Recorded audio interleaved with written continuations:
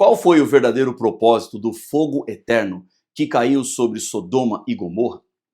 Para entender melhor, vamos voltar à história dessa cidade. Ló era sobrinho de Abraão, o pai da fé, e acompanhava o seu tio em suas viagens e vida de devoção a Deus. Com o tempo, porém, a convivência entre os pastores de Abraão e Ló começou a gerar conflitos, e ambos decidiram se separar para preservar a paz. Abraão, com generosidade, permitiu que Ló escolhesse a terra para onde gostaria de ir. Ló olhou para o Vale do Jordão e viu uma terra fértil, com abundância e prosperidade. E então decidiu se estabelecer nas proximidades de Sodoma, como está em Gênesis 13, 10 a 13. Mas Sodoma era conhecida por sua impiedade e corrupção. E essa escolha de Ló o levou a viver em meio a um ambiente moralmente decadente. A Bíblia descreve Sodoma e Gomorra como cidades que se entregaram a práticas de extrema impiedade e injustiça. Sua população era tão corrupta que Deus decidiu julgar essas cidades com destruição. Em Gênesis 18, 20 a 21, Deus fala sobre a gravidade do pecado das cidades. Disse mais o Senhor: as acusações contra Sodoma e Gomorra são tantas, e o seu pecado é tão grave, que descerei para ver se o que eles têm feito corresponde ao que eu tenho ouvido. Entre os pecados de Sodoma e Gomorra, a Bíblia menciona 1. Imoralidade sexual. A tentativa de abuso coletivo contra os anjos que visitaram Ló é um exemplo claro de sua depravação moral, como está em Gênesis 19, 4 e 5. 2. Falta de hospitalidade. Os habitantes eram notoriamente inóspitos, tratando mal os visitantes e mostrando crueldade em suas ações, como está em Ezequiel 16, 49 e 50. Terceiro, orgulho e ganância. A soberania e a riqueza das cidades não foram acompanhadas de compaixão por aqueles que eram necessitados, refletindo uma sociedade egoísta e desprezível, como está em Ezequiel 16, 49. Quando Deus decide destruir Sodoma e Gomorra, ele envia 2 anjos às cidades para resgatar Ló e sua família, dando a eles a chance de escapar da condenação.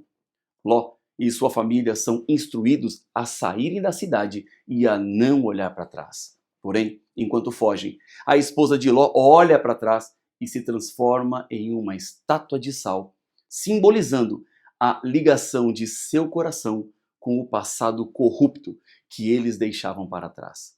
Fogo caiu sobre Sodoma e Gomorra e destruiu as cidades e os seus habitantes. A destruição é descrita como um fogo eterno em Judas 1,7, que diz: de forma semelhante a esses, Sodoma e Gomorra e as cidades ao redor se entregaram à imoralidade e a perversões sexuais. Elas estão sob o castigo do fogo eterno, servindo de exemplo. A expressão fogo eterno não fala sobre um fogo que queima para sempre no sentido de duração. Afinal, Sodoma e Gomorra não estão queimando até hoje. Mas fala sobre um fogo que consumiu completamente as cidades, eliminando qualquer vestígio de suas práticas impuras. Seu efeito foi total e definitivo. Um juízo que não permitiu que nada da corrupção de Sodoma e Gomorra sobrevivesse. Assim, o fogo eterno aqui representa a natureza irrevogável e consumidora do juízo de Deus, e não uma chama que queima para sempre. Esse evento nos ensina que o propósito de Deus é erradicar o pecado e não manter o sofrimento em um estado eterno. Ao contrário do que muitas tradições populares afirmam, Deus não deseja que os ímpios sejam torturados para sempre. Ele é um Deus de justiça e misericórdia, que no final dos tempos deseja que o mal seja completamente destruído para que o universo seja purificado de toda dor e pecado. Malaquias 4:1 declara: certamente vem o dia que arderá como fornalha.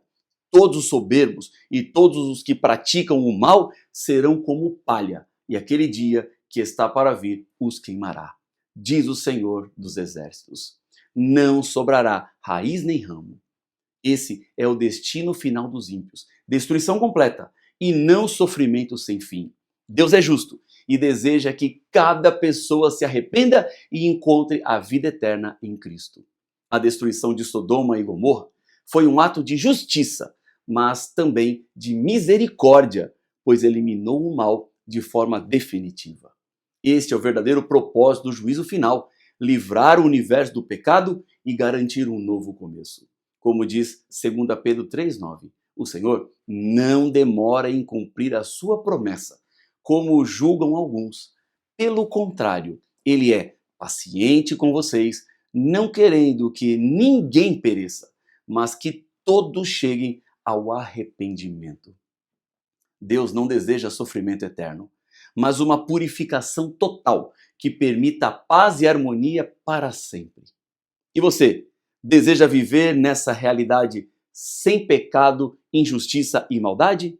Comenta aqui embaixo e compartilhe esse vídeo para ajudar outras pessoas a entenderem melhor sobre a justiça de Deus.